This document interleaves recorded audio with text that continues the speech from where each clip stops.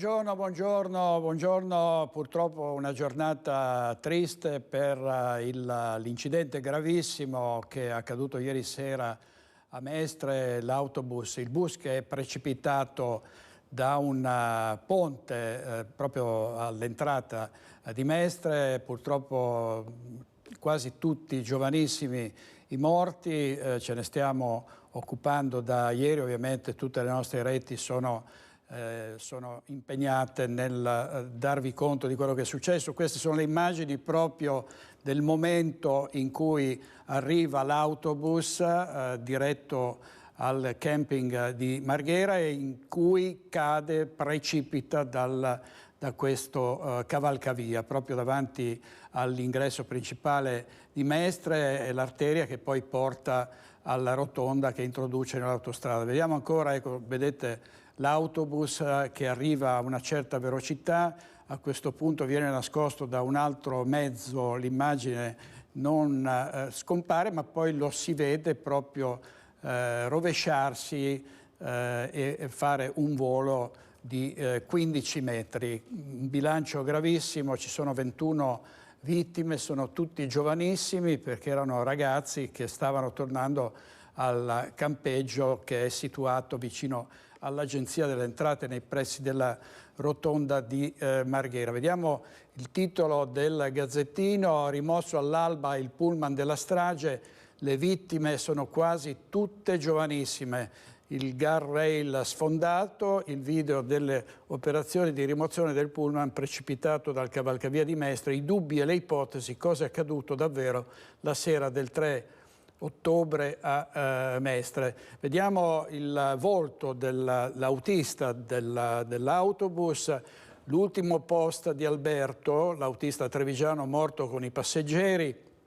navetta verso Venezia, la vicina di casa dice era il lavoro della sua vita, quel messaggio con 2 parole e ho capito. Ovviamente tutti i giornali locali, ma non solo, si stanno occupando di questa tragedia. La mamma piangeva per la sua bimba Gottsheim, l'operaio eroe che si è gettato tra le fiamme, ma oggi non ha scarpe per andare dalla sua famiglia.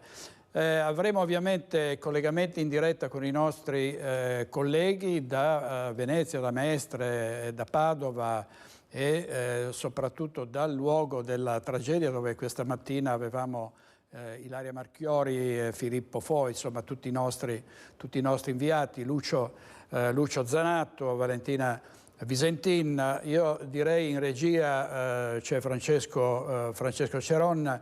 Vediamo, vedo un collegamento in diretta, vediamo se riusciamo a sentire cosa dice su antenna. Vediamo allora vediamo dal Ben, ecco, vediamo dal Ben, il direttore generale dell'azienda ospedaliera di Padova, dove una parte dei feriti, che sono una quindicina, sono stati trasportati, alcuni versano in condizioni molto gravi. Vediamo.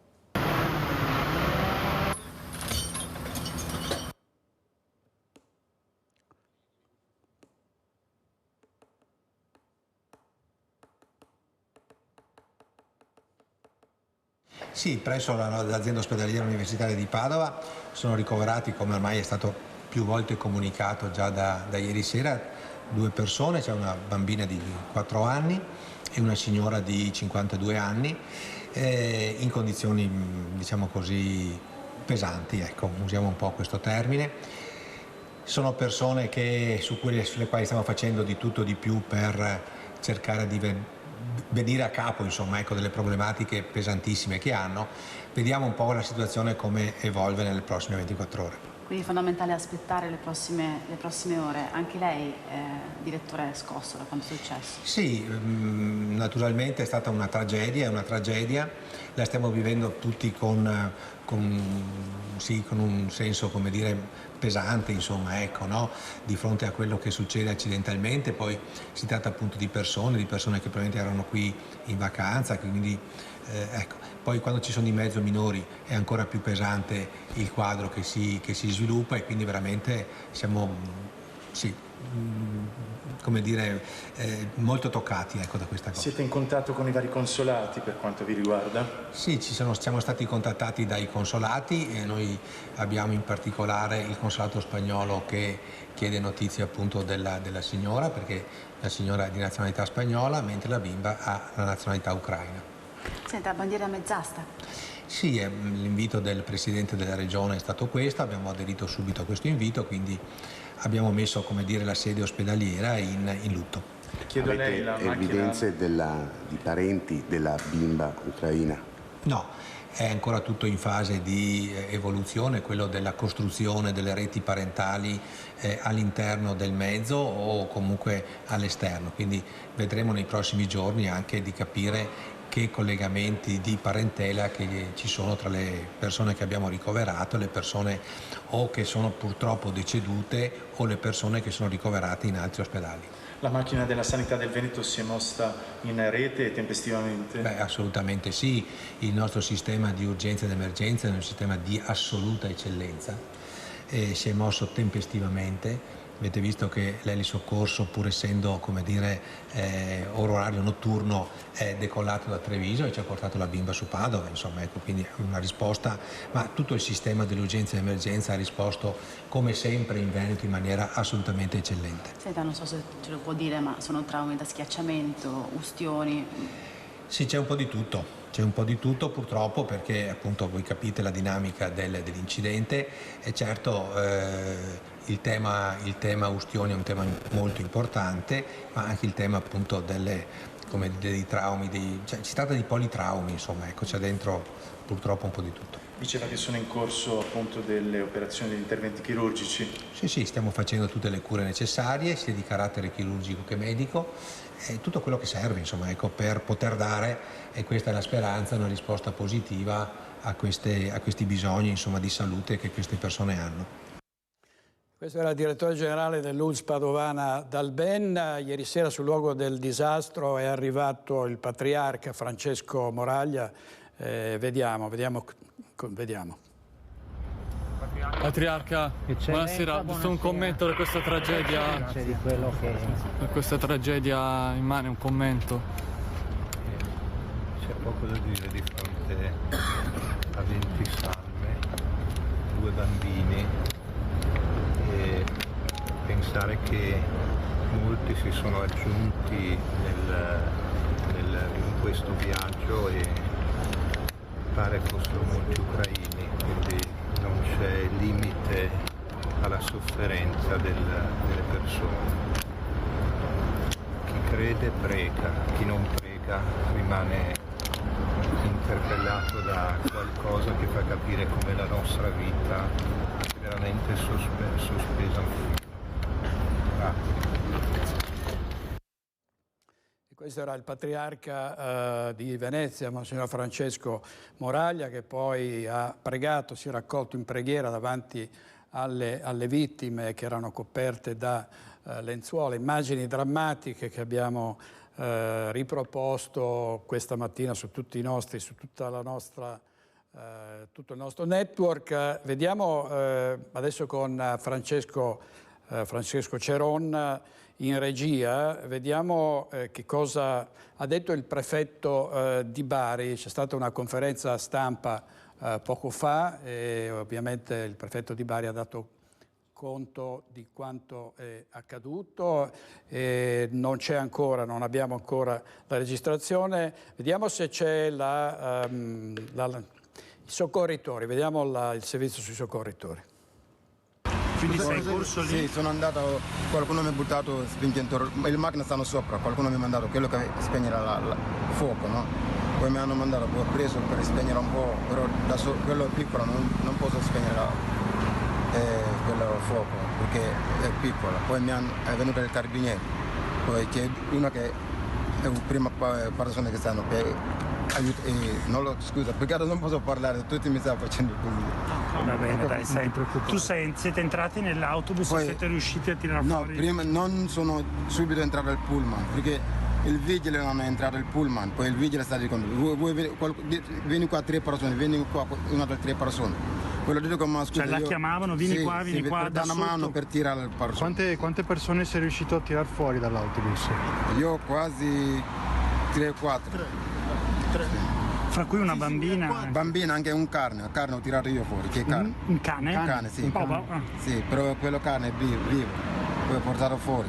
E la bambina era viva secondo sì, te? Che poi il vigile, l'autista è già morto, le dico che il vigile, ma quell'autista è morto, le dico che lascia quello, prendiamo quelli che c'è cosa. Perché, quelli che erano vivi? Sì, perché lui stesso non c'è già proprio, perché è tolto. Ovviamente il cordoglio di molti politici, tra questi Mario Conte, il sindaco di Treviso che era all'estero e che si è soffermato su quelle che sono le responsabilità dei sindaci che devono scongiurare queste tragedie in mancanza di risorse e di mezzi. Sentiamo cosa ci ha detto questa mattina. Ma no, gli ho mandato un messaggio io di sostegno, di supporto, mettendoci anche a disposizione per quello che può servire, anche se in questo momento credo che fa più un supporto morale, la vicinanza dei colleghi che condividono il peso di un ruolo che porta con sé delle responsabilità enormi e talvolta, come sta succedendo in questo caso, il rischio di trovarci i riflettori addosso puntati e soprattutto delle ipotetiche responsabilità pesano, perché siamo degli esseri umani, delle persone che ci mettono cuore e anima tutti i giorni, tanta passione per servire la nostra comunità, e poi appena succedono episodi come questo, che sono gravissimi certamente, il primo a trovarsi con le dita puntate è sempre il sindaco. Cioè noi non abbiamo a disposizione le risorse necessarie per garantire una messa in sicurezza a 360 gradi del nostro territorio, fermo restando che poi quando succede qualcosa la colpa è sempre del sindaco. Allora o ci vengono date le risorse e poi giustamente noi ci facciamo carico di tutte le nostre responsabilità. Se avevamo le risorse per mettere in sicurezza i garrail non l'abbiamo fatto, ma se non abbiamo le risorse per scuole, per mense, per trasporto pubblico, per la messa in sicurezza stradale, per il rifacimento degli asfalti, per la manutenzione verde, non abbiamo più le risorse per far nulla in questo paese, ma le responsabilità restano sempre e comunque invariate. Vediamo in diretta il direttore generale dell'ULSS 3, Edgardo Contatto, con i giornalisti, sentiamo. Ma anche tra i bambini ci sono pazienti gravi? Sì. Ma i 5 gravi sono tutti qui? No. Sappiamo se i genitori di questi bambini sono sopravvissuti o è una cosa che si... È tutto in progress, è un lavoro che stiamo facendo momento per momento. Sul nome? Edgardo Contatto. Direttore, in sintesi sono quanti in terapia intensiva in questo momento? Allora, 5. Al momento sono 5. Stiamo vedendo... Sì. E uno ad Olo. Quelli della nostra azienda. Poi ci sono a Padova 2 e poi ci sono a Treviso altri 2. Quindi 5 più 2 7 più 2 9. Sono 8. 9. E quanti da identificare? Eccoci, siamo in diretta e ci troviamo di fronte all'ingresso dell'ospedale dell'Angelo di Mestre. Quello che avete appena sentito parlare è il direttore generale dell'ULSS 3 Serenissima, Edgardo Contatto. Come avete sentito ci sono anche 2 persone ricoverate, delle quali ancora non si è in grado di stabilire la nazionalità. Poco fa noi abbiamo parlato anche con la psicologa ospedaliera, che in questo momento ha in carico non solo i pazienti che hanno ripreso conoscenza, ma anche 2 nuclei familiari che sono arrivati, se non abbiamo capito male, dalla Croazia e dalla Spagna, ai quali si sta offrendo anche un supporto psicologico, perché in questo momento naturalmente tutti sono ancora sotto shock. Abbiamo chiesto anche alla psicologa se ricordano qualche cosa dell'incidente e in realtà no, cioè siamo ancora in una fase in cui è difficile ricostruire quello che è accaduto, non si possono raccogliere testimonianze perché si tratta di persone che si trovano ancora in una condizione psicologica proprio molto difficile, hanno vissuto un'esperienza estremamente traumatica, per cui ci vorrà ancora del tempo. E questo era Filippo Fois. Dopo avete visto l'intervista al direttore generale dal BEN. Chiedo scusa, non era dal Ben. Vediamo intanto le immagini shock, spunta il video delle telecamere con la tragedia in diretta, le abbiamo viste all'inizio, sono immagini scioccanti perché si vede proprio questo pullman che procede velocemente, a un certo punto scompare dalla vista, vedete sul cavalcavia, proprio davanti all'entrata principale di Mestre, supera un altro mezzo, scompare dalla vista, ma poco dopo si vede benissimo proprio il mezzo che si rovescia e precipita per 15 metri, un volo spaventoso, ovviamente senza scampo la gran parte di coloro che si trovavano sul mezzo. Vediamo adesso cosa ha detto poco fa il prefetto di Venezia, Michele Di Bari. Un bilancio tragico che vede confermate le cifre che abbiamo dato nella nottata, cioè 15 feriti e 21 deceduti, 11 identificati tra i sopravvissuti e 7 tra i deceduti, di diverse nazionalità, francesi, spagnoli, croati, ucraini, un italiano, l'autista che è deceduto. La macchina dei soccorsi è entrata immediatamente in funzione? Io direi quasi nell'immediatezza, anche perché il distaccamento dei Vigili del Fuoco è a pochissima distanza dal luogo della tragedia e quindi immediatamente decine di Vigili del Fuoco si sono riversati sul posto e hanno creato le condizioni migliori per estrarre le persone dal bus che dopo aver è precipitato per circa 20 metri, si è accartocciato su se stesso. Quindi anche l'operazione di estrazione dei corpi non è stato semplice. Qualcosa in più sulla dinamica? Nessuno al momento può dire qualcosa perché la magistratura, ieri sera il procuratore della Repubblica e il sostituto di turno stavano con me nell'immediatezza, stanno agendo con grande rapidità. Attendiamo gli esiti. È stato istituito subito il centro coordinamento di soccorsi proprio da voi della Io ho istituito nell'immediatezza il centro coordinamento soccorsi e tutta la componente istituzionale si è mossa quasi all'unanimità, con collegialità, con grande sforzo, con sacrificio, perché la posta in gioco era tanta, nel senso che dovevamo agire rapidamente per estrarre questi corpi e io ringrazio i Vigili del Fuoco per questa grandissima opera che hanno fatto e io credo che qualche corpo, proprio per questa rapidità, sia stato salvato. Signor Prefetto, nella difficoltà dell'identificazione si può dire però almeno che tutti i passeggeri dell'autobus erano clienti del campeggio, erano diretti al campeggio? Questo non lo possiamo dire con certezza, perché non escludo nemmeno che durante il tragitto qualche passeggero sia salito su questo pullman. Siete in contatto anche con i consolati, ovviamente subito per dare anche un nome a chi non è ancora identificato? Allora i consolati sono stati contattati, o meglio ci hanno chiamato, ma noi abbiamo anche chiamato i consolati fin dal primo momento.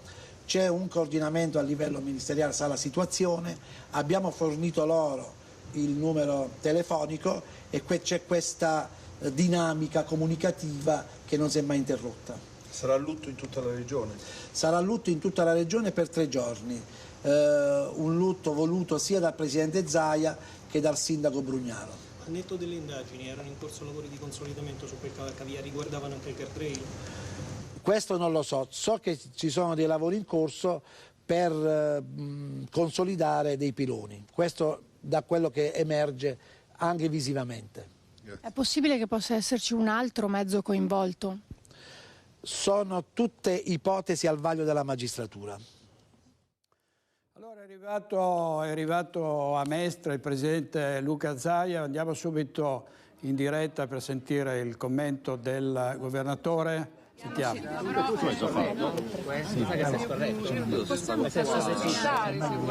devo andare. Andrà a visitare chi? Beh, vado dal direttore generale, dottor Contatto, e cercheremo anche di fare un punto della situazione. Approfitto per ringraziare del grande lavoro tutti, in particolar modo i nostri sanitari, 40 ambulanze, le di soccorso e soprattutto abbiamo dato dimostrazione di una celerità che è unica. È stato autorizzato, come sapete, il lutto regionale per 3 giorni. Abbiamo ancora 15 pazienti, siete stati informati, tra i feriti. Ci preoccupano alcune posizioni, sono circa 5-6 persone gravi e ricordo che abbiamo 2 bambine di 3 anni e il fratellino di una delle bambine austriaci che ovviamente sono ricoverati. È un'autentica tragedia. Come state gestendo la situazione con le famiglie? Ma guardi, noi abbiamo attivato anche un centro di ascolto e di supporto psicologico, come si conviene in queste situazioni. Certo è che la mole della tragedia impone veramente uno sforzo non indifferente, anche sul fronte della mediazione linguistica, visto e considerato che abbiamo cittadini croati, abbiamo la Germania come nazionalità, la Spagna, ho sentito l'ambasciatore stanotte, la Francia e poi ovviamente gli ucraini, quindi è veramente una situazione assolutamente pesante. La Regione si sta occupando anche dell'accoglienza? Noi per il tramite della sanità cerchiamo di provvedere a tutto quello che sono le necessità. Considerate che adesso abbiamo da un lato il tema del riconoscimento delle vittime e dall'altro quello di occuparsi dei pazienti. Ringrazio i medici, non solo quelli che erano in strada questa notte, ma anche coloro che sono negli ospedali, che sono rientrati dai turni da casa. Vi dico solo che ad esempio a Treviso abbiamo svuotato il pronto soccorso e abbiamo dirottato pazienti. Oggi i pazienti sono su 5 ospedali che sono ovviamente Mestre, Treviso, Dolo, Mirano e Padova. A Padova abbiamo la bimba di 3 anni che è anche una grande ostionata per la quale siamo veramente preoccupati. Per quanto riguarda invece l'autista, avete un po' avuto contatti con la famiglia? No, io no, fra l'altro abita a pochi chilometri da casa mia, abita a Vazzola. Non abbiamo avuto nessun contatto, adesso attenderemo anche il lavoro della magistratura e dei tecnici per capirne la dinamica. Tutto fa pensare a un malore, però è prudente non avanzare ipotesi e usare il condizionale, il guasto tecnico piuttosto che altri fattori che oggi non ci sono noti. Attendiamo. Ma guardate, quella non è una strada nostra, cioè io non intervengo su questi fatti. Il sistema elettrico poteva aver agevolato la cosa? No, guardate, l'autobus comunque era un autobus elettrico, quindi ho sentito anche discussioni sul metano, altre robe, non c'entra niente. L'autobus elettrico, da quello che ci risulta, siamo davanti a una macchina che è recentissima, del 2022, l'autista è una persona esperta, per bene, super referenziato, per cui si tratterà veramente di capire la dinamica. Ringrazio il prefetto perché si siamo sentiti costantemente in queste ore, io spero che le immagini delle telecamere in strada, quelle in autobus, se ci sono, se sono salvate le immagini e le testimonianze, ci aiutino a capire cosa è successo, perché noi non ricordiamo quel tratto di strada come un tratto di strada degli incidenti. C'è chi dice che l'autobus aveva preso fuoco? Uno alla volta, per favore, prego.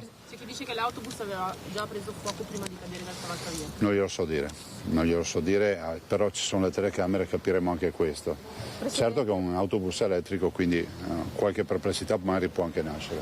Presidente, prego. Qualche superstite è già stato sentito che voi sappiate dalle forze dell'ordine? Ci sono tra i superstiti, o meglio tra i feriti, ci sono almeno 4 pazienti che possono parlare, uno dei quali anche in rianimazione, ma parla. E hanno raccontato qualcosa? Questo non ve lo posso dire, grazie. Buon lavoro. Grazie. Scusami che faccio una... Avete sentito le prime dichiarazioni in diretta del presidente della regione Luca Zaia, che adesso si sta avviando a salutare anche il personale medico. I pazienti, noi ci avviciniamo anche se ci hanno detto che comunque dobbiamo arrestarci alla soglia d'ingresso dell'ospedale. È stata fatta, avete sentito, anche una panoramica completa di tutti i ricoveri che sono in corso in questo momento in Veneto e anche delle situazioni di maggiore gravità, di maggiore criticità. Ci sono 2 persone, ci è stato detto poco fa, che devono ancora essere, delle quali sono 2 feriti dei quali non si conosce la nazionalità né l'identità, devono essere ancora identificati. Cristian. Grazie a Filippo Fois che è collegato con le nostre con le nostre reti. Vediamo la testimonianza del comandante dei Vigili del Fuoco che è intervenuto sul posto ieri sera. Vediamo. Ultime novità, quando avete sollevato il mezzo, che cosa avete trovato? No, abbiamo sollevato il mezzo per avere la matematica certezza che non ci fossero altri corpi, altre persone sotto l'autobus, che come avete visto insomma, si è capovolto, insomma, testa in giù. Insomma, è stato tremendo l'impatto, perché insomma, cadere da oltre 10 metri e a bordo erano 39 persone, insomma non è stato facile. Poi nell'impatto l'autobus che ha alimentazione elettrica, le batterie hanno preso fuoco. Avete trovato degli altri documenti, diciamo, sono state identificate tutte le persone che erano a bordo? Questa è un'operazione che non facciamo noi, ha fatto la polizia, penso che la stia ancora terminando la polizia, perché abbiamo recuperato tutto il possibile, effetti personali da borse, apparati telefonici, e quindi che io sappia sono stati iniziati alcuni ucraini, ma anche altre persone, ho sentito anche nazionalità tedesca. E quindi parecchi stranieri che tornavano da Venezia, andavano verso Marghera, che aveva un campeggio, addirittura quindi un autobus noleggiato per questo trasporto, autobus con autista italiano che purtroppo è deceduto, e insomma per noi è un intervento, ahimè, non unico nel suo genere. Insomma, visto per notizia qualche anno fa era successa una cosa abbastanza simile, un incendio in un autobus nel Veronesi, sempre con turisti stranieri, anche lì tra le parecchie vittime, e sono comunque incidenti molto particolari, perché trovi tutti insieme un numero di persone molto alto, che quindi le difficoltà aumentano, soprattutto in uno stesso ambiente, in uno stesso spazio, e ci troviamo a lavorare tagliando le lamiere, divaricando pezzi di ferro, cercando appunto di salvare il massimo delle vite possibili. Devo dire che l'immediatezza del soccorso c'è stata. Pensate che la caserma da qui dista poco più di un minuto e mezzo. Partiamo dalla caserma anche per il personale sanitario 118, che quasi sono l'unico qua in Italia.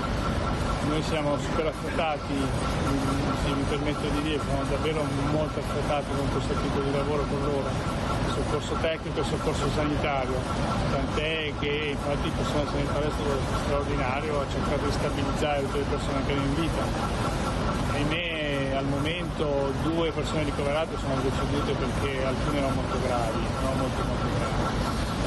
Senta, dalla ricognizione del mezzo lei si è fatta un'opinione di cosa possa essere accaduto, o è ancora prematuro per fare qualsiasi ipotesi? Guardi, io questa strada la conosco, la faccio anche con la mia autovettura. Purtroppo c'è un vincolo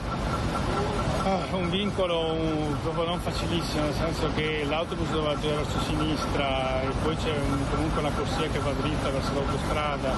Non vorrei, non lo so, perché non vedo, ci saranno sicuramente le immagini delle telecamere fisse del sistema che comunque il comune c'ha, non vorrei che insomma in questa operazione sia stato intralciato da un altro mezzo e quindi abbia fatto una sterzata, però le ipotesi possono essere minante, lavoro, altre questioni. Il titolare dell'azienda, dell'impresa, ha parlato di un possibile malore anche dell'autista. In questi casi si parla sempre di possibile malore. Chiedo un altro paio di cose. Quando prevedete che possa essere rimosso Il comandante dei Vigili del Fuoco, tra le ipotesi, certo, in queste situazioni ci può essere anche quella di un'aggressione, di una lite con uno dei passeggeri, non si possono escludere casi di questo genere, perché non sarebbe la prima volta a bordo dei mezzi pubblici del Veneto. Ovviamente molte dichiarazioni da parte dei politici. Sentiamo per Fratelli d'Italia Luca De Carlo. Siamo rimasti tutti naturalmente esterrefatti da quello che è accaduto, ma già ieri sera, insomma, quando si susseguivano le notizie e poi dopo anche le immagini, credo che tutto il mondo sia rimasto col fiato sospeso, anche per la straordinarietà di un accaduto che non ha una spiegazione. Tra l'altro io, riguardando il video, ho più dubbi guardando il video che non prima. Cioè, è l'unico video che in assoluto pone più quesiti rispetto a non aver visto il video, perché sinceramente sono modalità che veramente sono incomprensibili. Cioè, l'autobus sembra andare correttamente ad una velocità normale e a un certo punto si vede che invece vola da un guardrail. Quindi credo che tutte le ipotesi a questo punto siano assolutamente sul tavolo degli inquirenti, ma anche degli esperti che immagino stiano cercando di leggere anche attraverso poi fatto se abbia preso fuoco prima, durante, dopo, insomma tutte questioni che comunque in questo momento appaiono assolutamente indecifrabili. L'unica cosa di veramente decifrabile c'è un dolore di una comunità, quella mestrina e quella veneta, anche se poi le vittime non erano persone venete o mestrine, che si rende conto del grandissimo dolore che ha provocato quanto è accaduto e che oggi sono quasi più esterrefatti che diciamo così colpiti da quello che è accaduto. Ecco, io credo che sia una cosa che veramente ci lascia senza parole. Io già da ieri sera riesco veramente a farmene una ragione, anche perché insomma tutti abbiamo percorso quella strada centinaia di volte. Qualsiasi veneto che abbia avuto modo o che sia andato in stazione a Mestre, 50% delle volte ha percorso quella strada e 50% evidentemente l'altra, che è quella che invece va verso la rotonda della Melia, per capirci, della Melia romana. E quindi credo che tutti abbiamo familiarità con quel bivio. Tutti sappiamo che è una strada veloce, che consente di arrivare dall'autostrada velocemente alla stazione e che tutti utilizziamo. Che da oggi invece tutti guarderemo con un occhio diverso, perché è stato oggetto di una tragedia, perché di questo possiamo tranquillamente parlare, perché quando leggiamo poi non solo il numero dei morti, ma anche la presenza dei bambini, anche il fatto che insomma sia accaduto a dei turisti che frequentavano per i pochi giorni a loro disposizione di ferie una località turistica come Venezia, i suoi campeggi di Mestre e quant'altro, credo che aggiunga ancora più, diciamo così, sgomento a questa vicenda.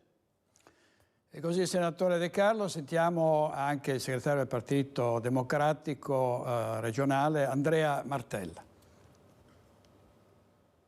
Il Senato ha appena osservato un minuto di silenzio e poi avremo modo anche come gruppi di poter intervenire su questa che giustamente voi avete definito un'immane tragedia che spezza il cuore a tutti quanti noi, che ferisce profondamente il nostro Paese, lo si è visto dalle solidarietà ricevute da tutto il mondo e dall'Italia, la nostra comunità di Mestre che colpisce profondamente appunto la città di Venezia e Mestre. Questo è davvero il momento in cui dobbiamo esprimere tutto il nostro dolore, la solidarietà alla famiglia delle vittime e poi è chiaro che, come stavate dicendo anche voi, bisognerà capire come questa tragedia sia potuta accadere e questo spetterà alle autorità competenti che faranno necessariamente chiarezza sulla dinamica dei fatti. Vediamo un altro titolo del Gazzettino, navetta verso Venezia, è stato questo l'ultimo post di Alberto, l'autista trevigiano morto con i passeggeri. La vicina era il lavoro della sua vita, quel messaggio con 2 parole e ho capito. Andiamo in diretta adesso da Mestre, davanti all'ospedale dell'Angelo, da Filippo Fois. A te Filippo, abbiamo visto poco fa il governatore Zaia. Sì, è arrivato il governatore Zaia, peraltro assieme al prefetto Michele Di Bari e al direttore generale dell'Ustra e Serenissima si sono recati all'interno dell'ospedale, dove naturalmente l'accesso è interdetto per quello che ci riguarda, per visitare il personale medico e anche per alcune delle persone che sono ricoverate. Da questo punto di vista c'è da dire che tra le varie nazionalità che sono state elencate ce ne sono 2 ancora da stabilire, vale a dire 2 persone che non sono state ancora identificate. Sono 2 feriti che non sono coscienti, per cui diciamo che a quello che è il bilancio delle varie nazionalità, che lo ricordiamo oltre all'Ucraina, alla Germania e alla Francia comprende anche la Spagna, l'Austria e la Croazia, potrebbe diciamo allargarsi. Abbiamo avuto modo anche poi di parlare con la psicologa, una psicologa ospedaliera che sta seguendo non solo i feriti ma anche i familiari dal punto di vista per l'appunto psicologico. Inevitabilmente gli è stato chiesto se alcuni di questi feriti hanno avuto modo di raccontare quello che era accaduto, di raccontare cos'è successo su quel cavalcavia, e ci è stato risposto che in questo momento sono ancora tutti sotto shock e non sono in grado di ricordare niente, se non il tremendo spavento e quello che alcuni attimi hanno praticamente dei flash, ma non riescono ancora a offrire una testimonianza di quello che hanno vissuto ieri notte. Se hai altre notizie, ovviamente, altri commenti, chiedici ovviamente la linea. Avremo altri collegamenti in diretta da Mestre. Vediamo anche delle immagini con il nostro regista Francesco Ceron. Ce ne sono, abbiamo tante immagini di questo disastro, Francesco, quindi possiamo sentiamo cosa ha detto l'assessore alla protezione civile Bottacin. Assessore, l'incidente è drammatico, la tragedia di ieri a Mestre è qualcosa di indescrivibile. Come vi siete mossi e che cosa ha fatto la sua struttura per affrontare quell'emergenza? Ma guardi, una tragedia del genere relativa a un incidente stradale io non la ricordo in Veneto, quindi è stata veramente una tragedia, 21 morti, una cosa impressionante. Diciamo che io sono stato informato appena accaduto, ho tenuto i contatti col presidente della giunta regionale, con il direttore interregionale dei Vigili del Fuoco Munaro e con il vice sindaco e assessore alla protezione civile del Comune di Venezia costantemente, e diciamo che è stato garantito come sempre il supporto nelle attività di soccorso, ognuno per quanto di competenza, quindi lo Stato è intervenuto attraverso le forze dell'ordine e i Vigili del Fuoco in maniera tempestiva e professionale come sempre, la Regione ha coordinato tutta l'attività dei soccorsi sanitari, intervenuti con una ventina di ambulanze, 5 ospedali coinvolti dove sono stati ricoverati i feriti, alcuni dei quali purtroppo gravi, e per quanto riguarda la protezione civile ha garantito supporto e l'assistenza alla popolazione laddove è necessario, quindi il coordinamento è andato bene. Purtroppo resta il fatto che sono stati estratti dalle lamiere 18 corpi che erano già privi di vita, 2 sono morti in ambulanza e quindi è una tragedia comunque assolutamente devastante. Non è il caso evidentemente questo oggi perlomeno di fare supposizioni, ipotesi sulle cause di questo incidente, è però vero che emerge la necessità di rafforzare la sicurezza stradale anche di questi guardrail che dovrebbero fungere da protezione. Ma guardi, io mi occupo di sicurezza stradale anche per i tribunali da una ventina d'anni e ho sentito l'intervista al procuratore capo Kerchi ieri sera, il quale ha detto ovviamente che verrà aperta un'inchiesta già oggi, generalmente viene nominato un perito, sarà un collega che avrà il compito di fare tutte le valutazioni del caso con gli elementi raccolti, sopralluoghi, analisi del veicolo e quant'altro per cercare di ricostruire la dinamica dell'accaduto. Non sta a me in questa fase ovviamente intervenire e dare giudizi. Io la mia opinione ce l'ho, ma ovviamente ho degli elementi che sono molto parziali, quindi non me la sento di dire quale sia la mia opinione. Intervista di Tiziana Bolognani all'assessore Giampaolo Bottacin. Vediamo delle immagini in cui si vede il guardrail che è stato sfondato dal bus, che è precipitato per oltre 15 metri. Vedete, questo è il tratto in cui c'è stata l'uscita, anzi un po' più avanti, a questo punto è stato in qualche modo ricollocato, ma vedete più avanti, qui dove c'è questo nastro, è proprio il punto in cui il pesante automezzo è uscito di strada. Non si capisce ancora se per il malore di un autista, se per qualche altro motivo. Si è anche ipotizzato che ci sia stato un diverbio all'interno del mezzo. Fatto sta che l'autobus è precipitato per 15 metri e il bilancio è gravissimo. Vediamo adesso cosa ha detto ai nostri microfoni Monsignor Francesco Moraglia, che è il Patriarca di Venezia, che è arrivato ieri sera subito sul luogo dell'incidente alle 20:30 circa, quindi una mezz'ora dopo il sinistro. Vediamo. Una scena straziante, 21 corpi in terra coperti da un telone, tra cui 2 corpi privi di vita di bambini. Le luci dei lampeggianti, le voci dei soccorritori, tutto questo poneva una grande domanda: la precarietà del vivere umano. Ecco, in questo periodo la nostra realtà così provveduta dal punto di vista delle garanzie, delle tutele assicurative, però deve sempre fare i conti con questa precarietà umana. La guerra, il Covid ci ricordano che poi l'uomo deve ritornare sempre a questa sua dimensione creaturale, vuol dire di limiti.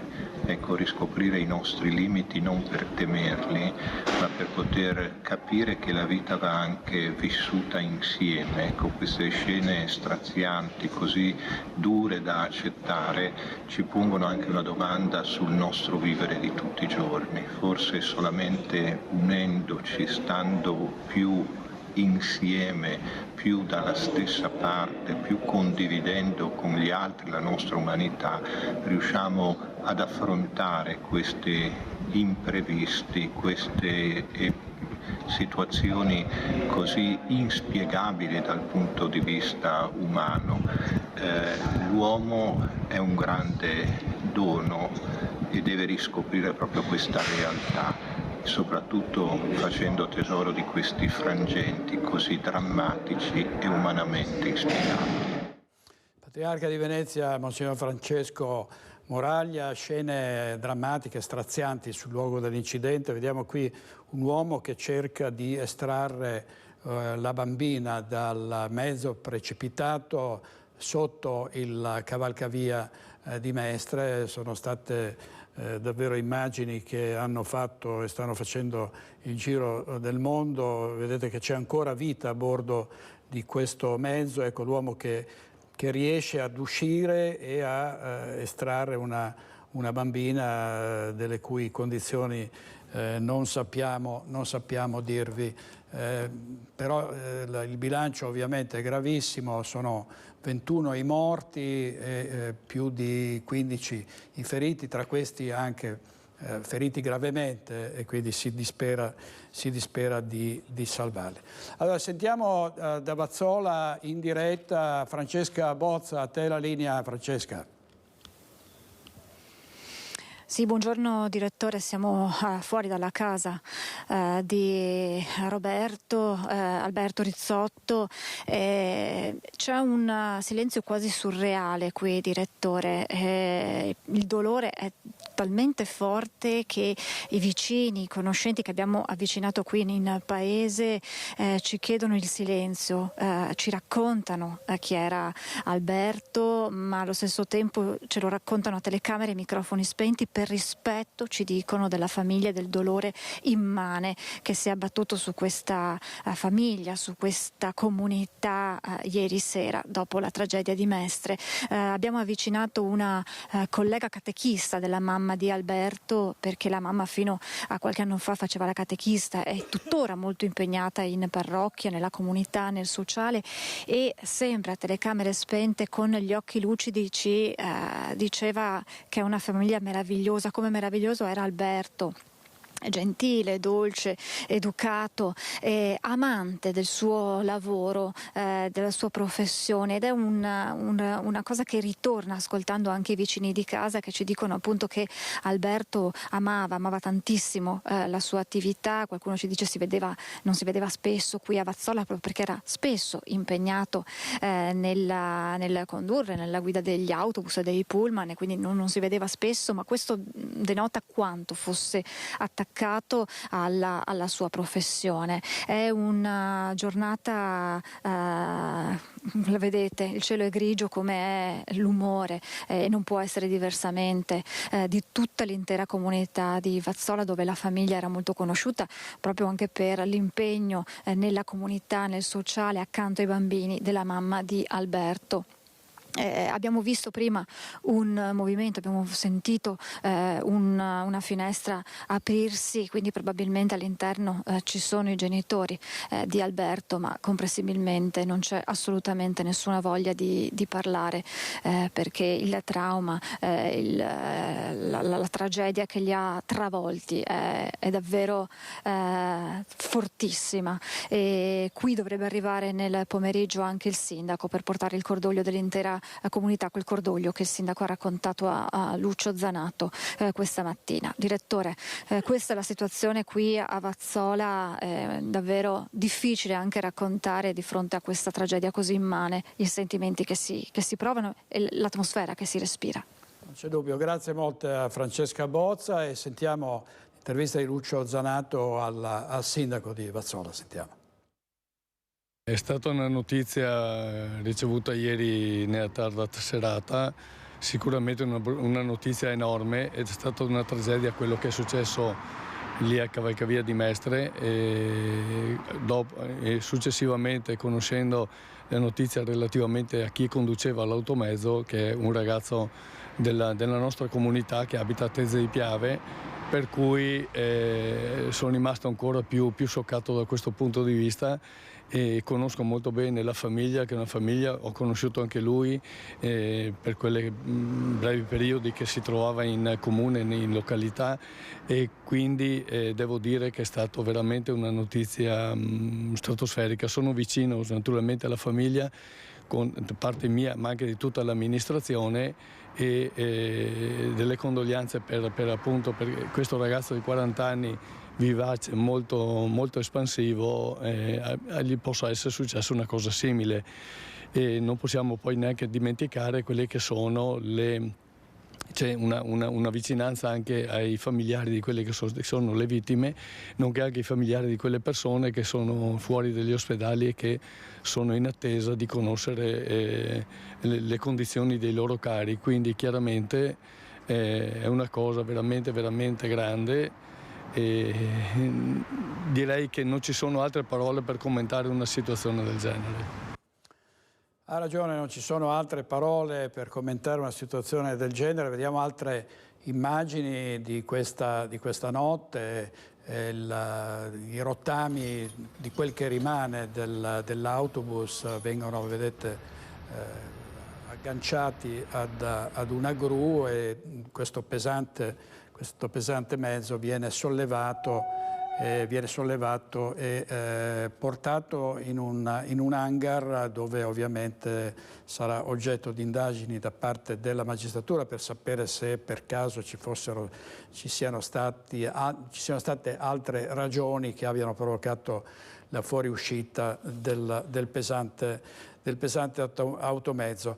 Adesso andiamo a vedere i precedenti degli incidenti che hanno visto al centro di questi incidenti autobus o pullman nel servizio della nostra redazione di Padova. Vediamo.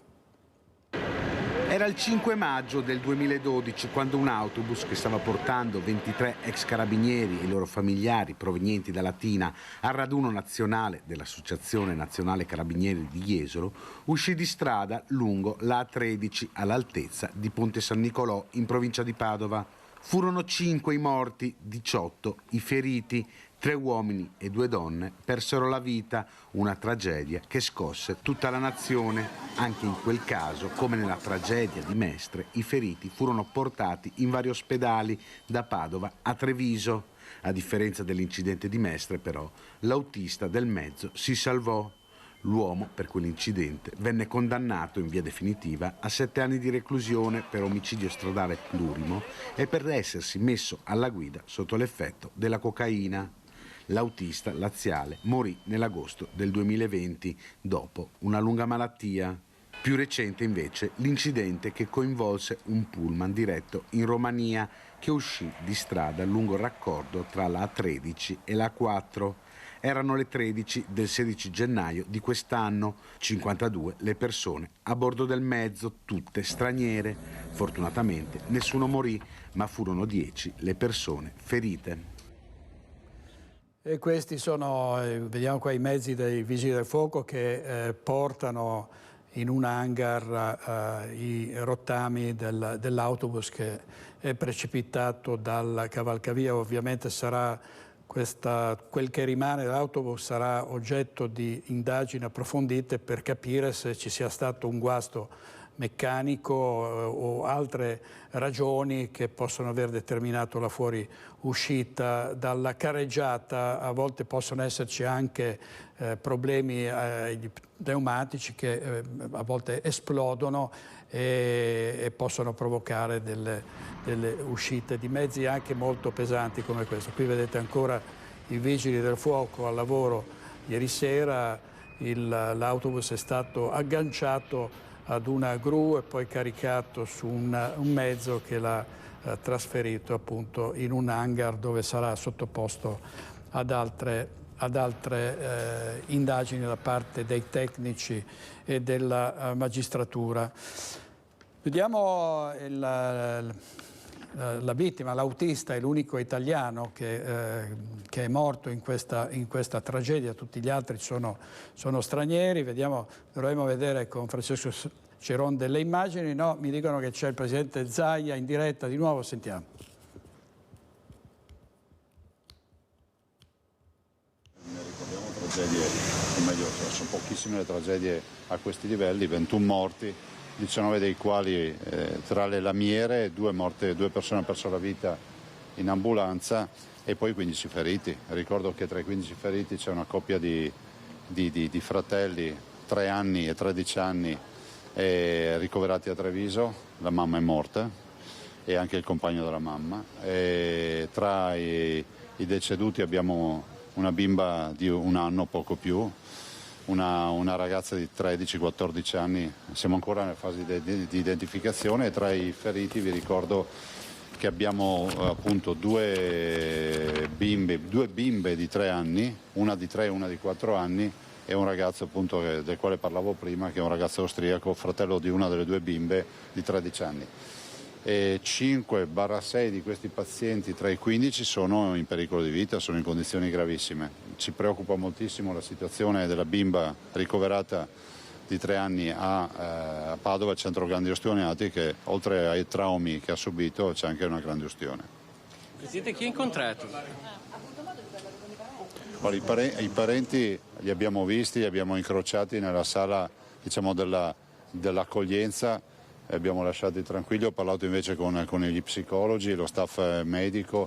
Ho voluto anche ringraziarli per il grande lavoro che hanno fatto. È stato un lavoro di squadra pauroso, ho ringraziato anche il prefetto per questo, i vigili del fuoco e le forze dell'ordine. Ringrazio i volontari della protezione civile, in particolar modo di Montebelluna, che purtroppo sono specializzati nel recupero delle salme e grazie a loro siamo riusciti a coordinare anche il recupero e il trasporto delle salme. Ringrazio ovviamente tutti i sanitari. Noi abbiamo dispiegato 40 ambulanze, abbiamo richiamato l'elisoccorso notturno per la bimba portata a Padova e abbiamo richiamato i sanitari da riposo, quindi Stiamo lavorando su 5 ospedali che sono Treviso Mestre, Dolo, Mirano e ovviamente Padova. Ringrazio il dottor Contatto, che poi è il nostro direttore generale di Venezia di questa ULSS, per poi per essere poi il punto di riferimento e essere lo Stato, lo è ancora rispetto a questo coordinamento sanitario. Ringrazio il dottor Rosi su M118, che peraltro mi ha avvisato subito della tragedia, e mi ricorderò per tutta la vita le sue parole. È caduto un pullman, ma dalle registrazioni che abbiamo, dalle chiamate che abbiamo, deve essere una strage, ed è così. Senta, si pensano che è troppo presto per pensare alle cause di quanto è successo? Guardi, io penso che sia da lasciare questo alla magistratura, siamo in buone mani, ci saranno i tecnici, tutto fa pensare che possa essere magari un malore, ma è giusto usare il condizionale e quindi lasciare che la magistratura chiarisca le cause, visto e considerato che non stiamo parlando di una partita da poco, ma stiamo parlando veramente di una tragedia immane. 3 deceduti, quindi un solo italiano, l'autista? Sì, l'autista, che peraltro è della Sinistra Piave, di Vazzola, a qualche chilometro da casa mia, e quindi l'unico italiano. Esprimo le condoglianze alla sua famiglia, a tutte le famiglie ovviamente. Abbiamo croati, ucraini, in questo pullman c'erano tedeschi, spagnoli, ho parlato con l'ambasciatore spagnolo questa notte, e francesi, e quindi diciamo un pullman che è uno spaccato anche del nostro turismo, delle diverse nazionalità. Vi ricordo che il 66% dei turisti in Veneto sono stranieri, prova ne sia che anche questo pullman era pieno di stranieri. Ci sono peraltro due persone ancora da identificare di cui non si conosce la nazionalità. C'è molto di più da fare, e come accade in questi casi noi non abbiamo contezza oggi di tutte le identificazioni, per tutta una serie di motivazioni che vanno dal grande tema del politraumatismo, e quindi o della mancanza di documenti, o dell'attesa che arrivi qualche familiare o qualche congiunto in generale che possa fare il riconoscimento. Si sta attrezzando anche per l'accoglienza dei parenti? Sì, noi siamo assolutamente a disposizione, so che c'è già una disponibilità da parte del campeggio, immagino per opera del comune, nell'ospitarli. Comunque noi abbiamo dato totale e piena disponibilità non solo nel supporto psicologico, non solo nei servizi, ma anche quello del servizio, anche per un'ospitalità proprio spicciola, che è quella del pernottamento. La politica e le istituzioni italiane ovviamente partecipano al cordoglio. Sì, guardi, assolutamente. Ho sentito 2 volte peraltro il ministro Salvini, che si è informato subito ieri sera. Ringrazio tutti quelli che si sono ovviamente espressi, informati e adoperati, dal Capo dello Stato, dal Presidente del Consiglio e diversi ministri. Insomma, penso che ci sia assolutamente il Ministro degli Interni e il Sottosegretario della Presidenza del Consiglio. Penso che ci sia una sensibilità unica a livello nazionale rispetto a quello che è accaduto. Ripeto, noi veneti abbiamo dichiarato con un mio decreto il lutto regionale fino al 6 ottobre. Grazie. Delle competenze avete fatto verifiche? Guardi, non compete a noi, peraltro non è neanche una strada nostra. Grazie. Nostra. Questo era il presidente Zaia, circondato dai giornalisti davanti all'ospedale L'Angelo di Mestre. Sentiamo le dichiarazioni di una delle soccorritrici. Sentiamo cosa ha detto. La dirigente medico della centrale operativa del 118 della ULSS 3 Serenissima, quindi della provincia di Venezia. La situazione che si è trovata davanti ieri sera? È una situazione speciale, particolare, molto inizialmente caotica, che è stata gestita grazie alle risorse e alla disponibilità di tutti in maniera, devo dire, encomiabile. La dichiarazione di una delle soccorritrici. Vediamo ancora su quanto è accaduto delle immagini, vediamo Alberto Rizzotto, che era alla guida di questo pesante mezzo. Abbiamo sentito prima un'intervista nel suo paese, è stato descritto come un lavoratore molto scrupoloso, molto serio. Vediamo se riusciamo riprendiamo l'intervista a questa soccorritrice, però prima e poi andiamo avanti. Disponibilità di tutti in maniera, devo dire, encomiabile. Lei che tipo di soccorso ha prestato?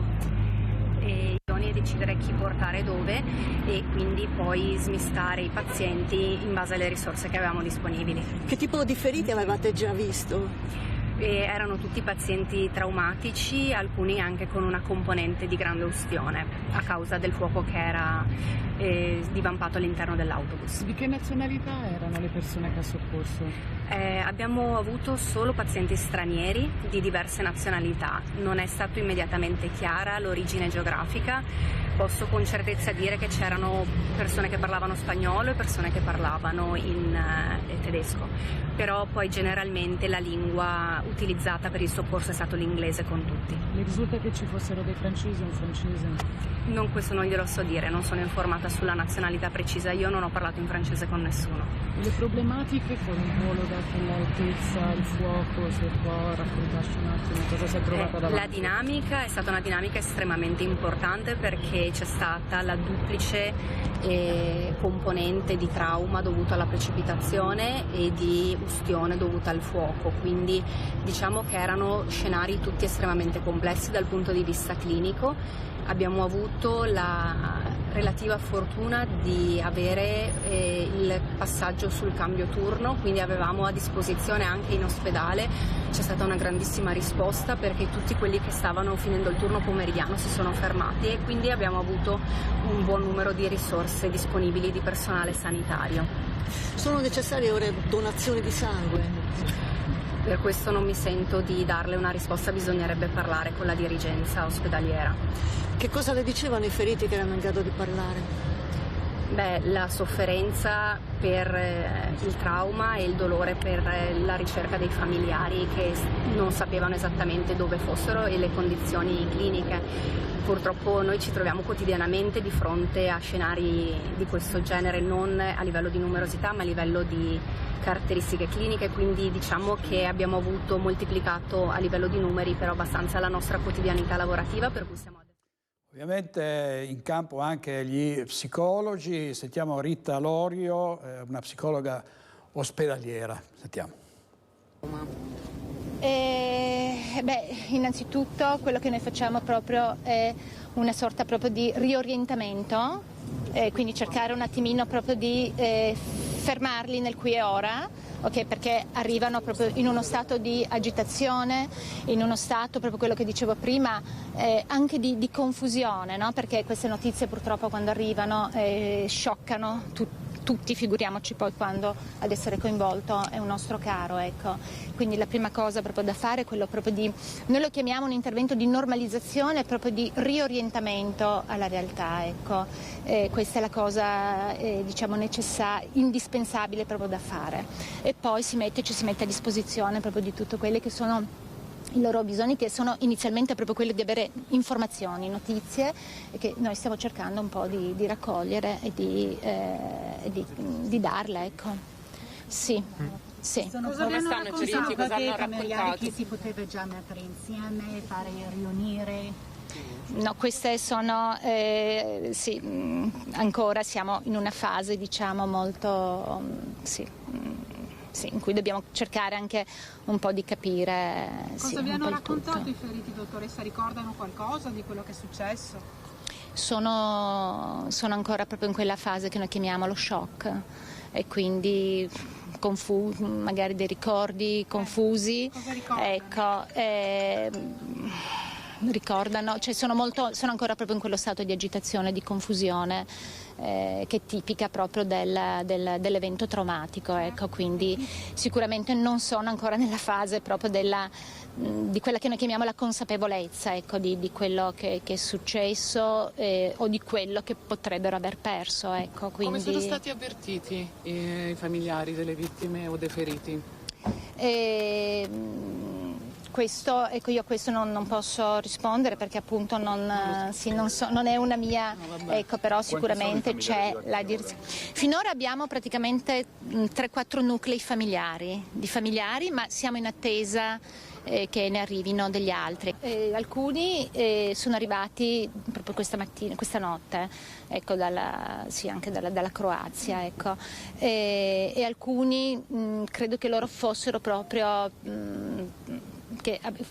si abitino praticamente qui, ecco, perché si sono arrivati praticamente in tempi anche abbastanza rapidi, quindi questo fa capire che sono qui nel posto. Anche dei bambini fisici. Questo sì, non saprei neanche proprio rispondere, ecco. Sì, sicuramente sono ancora anche è un po' un quadro anche in via, diciamo, un quadro clinico in via anche di definizione, ecco, quindi sì. Poi non sono notizie queste che non è la mia materia, ecco, quindi io posso rispondere per quello che magari può essere il quadro psicoemotivo. State seguendo anche i bambini? No, non abbiamo bambini. Ultime due domande che la dottoressa deve rientrare dai parenti. Sì. Questo era il quadro psicoemotivo. Adesso andiamo in diretta a Padova, dove c'è Valentina Visentina avanti all'ospedale. Te la linea, Valentina.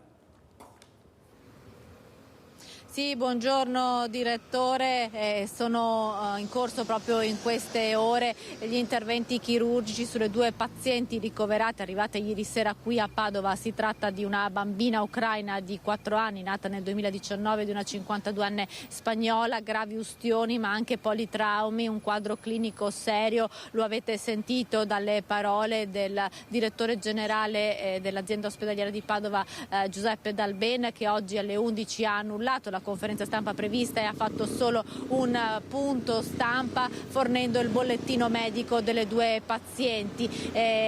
Una situazione molto grave, molto delicata. Per quanto riguarda la bambina di 4 anni si sta cercando anche di capire le sorti dei suoi genitori, se siano come si spera tra i feriti e non tra i deceduti, perché la bimba è arrivata qui da sola proprio per il suo quadro clinico davvero serio. Qui a Padova c'è la chirurgia pediatrica e la terapia intensiva pediatrica e anche il centro grandi ustionati che si sta impegnando proprio per la massima cura a questi pazienti, a queste due pazienti. Qui potrebbero arrivare anche altri turisti che erano all'interno del bus in base al loro quadro clinico, vedendo anche come andranno le prossime ore proprio per le capacità di fornire le cure del centro grandi ustionati. Lo vedete alle mie spalle, l'azienda ospedaliera segue il lutto regionale disposto con un'ordinanza dal governatore del Veneto Luca Zaia. Ci sono le 3 bandiere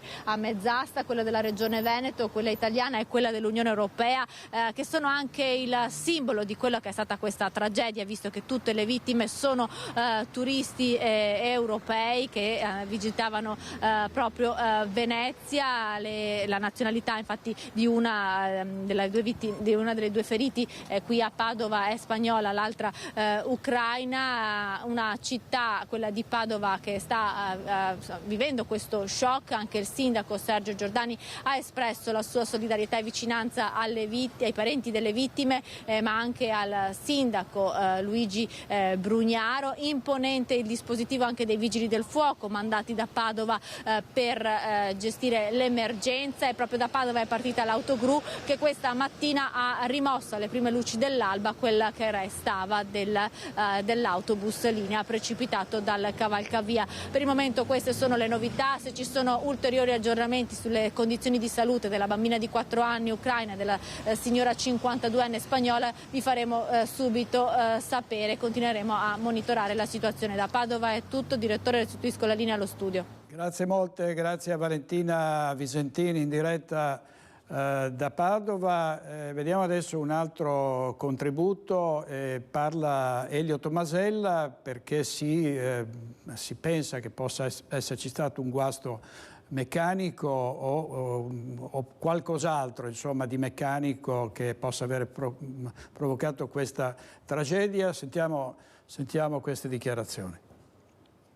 Sì, lo conoscevo qui in comune, quindi ci trovavamo a volte in aeroporto mentre lui faceva dei servizi in navetta e scambiavamo spesso delle parole. Si era sentito anche con mio figlio tempo fa, è un bravo ragazzo. Cortese, educato, molto disponibile e anche prudente, perché non era assolutamente una persona che pestava sull'acceleratore, anzi era uno molto, molto tranquillo nella guida. Senta, è vero che poi avevate cercato di corteggiarlo per portarlo qui da voi?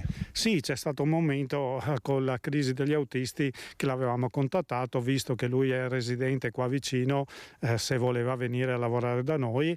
Lui cortesemente ci è venuto a trovare, ma si trovava bene nel posto dove lavorava e ha deciso di continuare per l'azienda Martini, dove era già, tra l'altro azienda che noi conosciamo, e era già da tempo in questa situazione lavorativa. Senta, andiamo sul tecnico. Lei guida, da quanto tempo guida autobus e corriere? 42 anni. Ecco, in 42 anni una cosa del genere è mai capitata? No, cioè mi è capitato una volta di aver rotto proprio una pompa del servosterzo e di essermi trovato in una situazione di poca governabilità del mezzo. Però un mezzo diesel, se non si frena, se lo lascia scorrere, si riesce a governare. Non so cosa succede, non ho contezza, non ho mai guidato un mezzo elettrico, cosa succede nel caso di un pullman elettrico come quello che ha avuto questo incidente. E i turisti stavano tornando nel camping che è vicino al palazzo dell'Agenzia delle Entrate, proprio nei pressi della rotonda di Marghera. Sentiamo queste altre dichiarazioni. Il contributo che stiamo dando alle forze dell'ordine, di più non possiamo dirvi perché non lo sappiamo. Beh, la nazionalità delle vittime, di coloro i quali alloggiavano qui, ce lo potete dire? È sotto la squadra mobile di Venezia che sta seguendo. Noi non possiamo fare altro che metterci a disposizione.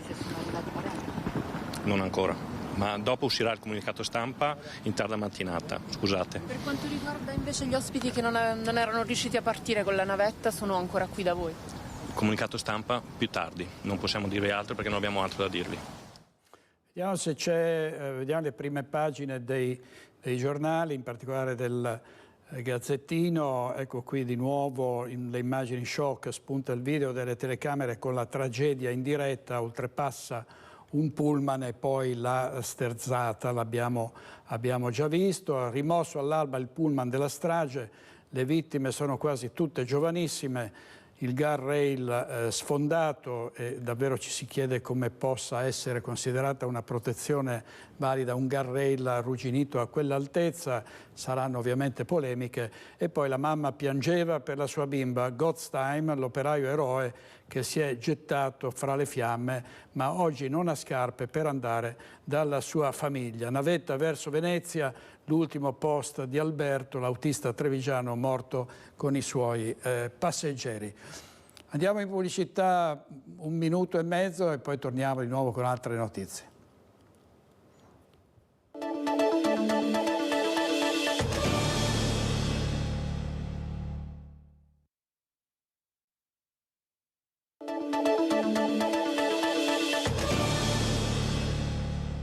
Eccoci di nuovo in diretta, ovviamente stiamo parlando del disastro, la sciagura di Mestre, questo mezzo di trasporto che è precipitato da un cavalcavia, ci sono 21 vittime, moltissimi feriti, sono 15, sono tutti stranieri, fatta eccezione per l'autista che era un veneto di Conegliano,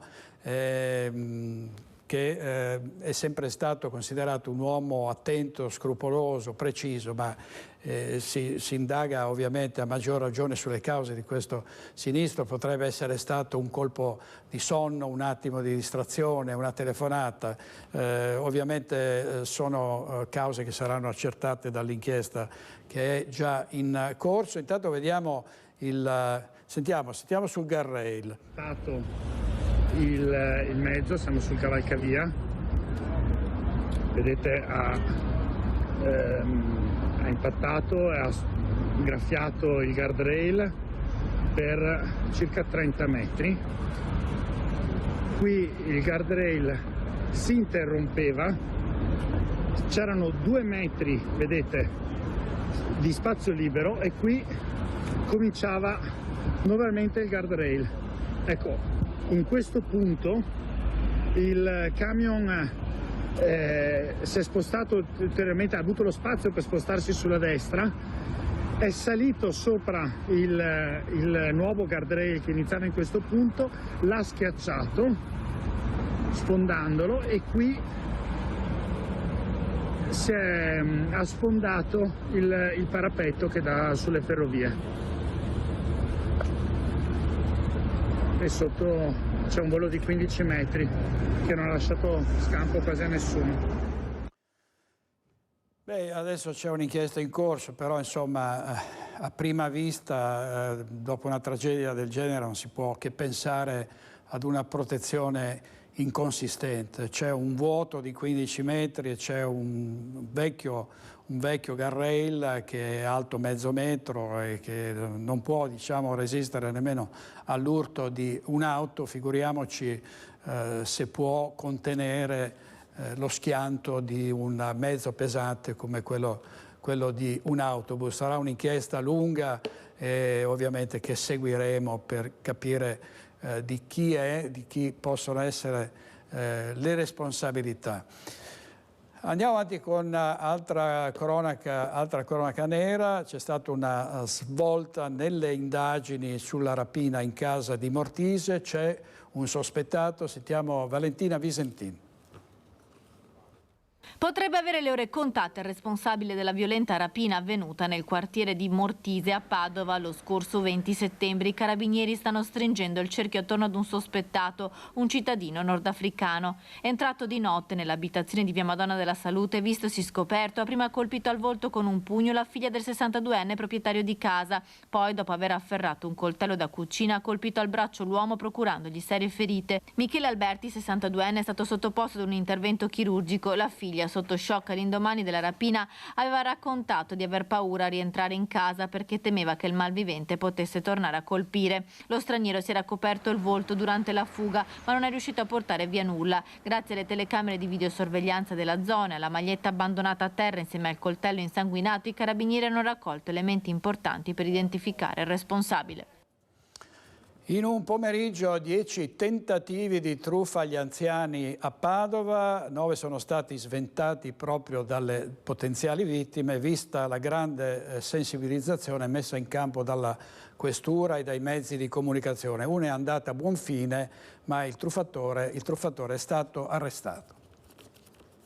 Finti avvocati, finti marescialli che chiamano per conto di figli o nipoti rimasti vittime di incidenti stradali, chiedono somme di denaro da consegnare per pagare cauzioni, un copione che si ripete e che ieri a Padova è stato recitato in ben 10 casi. Fortunatamente 9 potenziali vittime residenti in varie zone della città hanno intuito il tentativo di truffa e hanno subito riagganciato il telefono liquidando a male parole il sedicente avvocato carabiniere, un segnale che la campagna di sensibilizzazione messa in campo dalla questura e che spesso raccontiamo anche noi nei nostri servizi sta rendendo più consapevoli gli anziani che si trovano ad avere a che fare con questi truffatori senza scrupoli. Purtroppo in un caso il raggiro si è consumato, ma il truffatore è stato arrestato dalla squadra mobile di Padova. Una 93enne padovana è caduta nell'inganno consegnando soldi ad un fantomatico amico del figlio che a suo dire era stato ricoverato in ospedale. I poliziotti della squadra mobile di Padova però stavano pedinando il truffatore già da qualche ora. Il suo identikit era stato fornito ad agosto a seguito di un raggiro avvenuto in città. L'uomo, notato dai poliziotti in stazione mentre era al telefono, è stato pedinato fino all'Arcella. Dopo aver controllato i campanelli è entrato nel condominio dove vive la signora novantenne ed è uscito poco dopo con uno zaino gonfio di refurtiva. L'anziana infatti aveva consegnato monili e contanti. La donna in stato confusionale si è confidata con i poliziotti che le hanno riconsegnato tutto il bottino. Il truffatore è un 46enne napoletano. Nel suo telefono sono state rilevate fotografie e alcune chat scambiate col telefonista che aveva raggirato la vittima al telefono. L'uomo è stato arrestato. Si tratta del quinto truffatore trasfertista campano arrestato a Padova da agosto.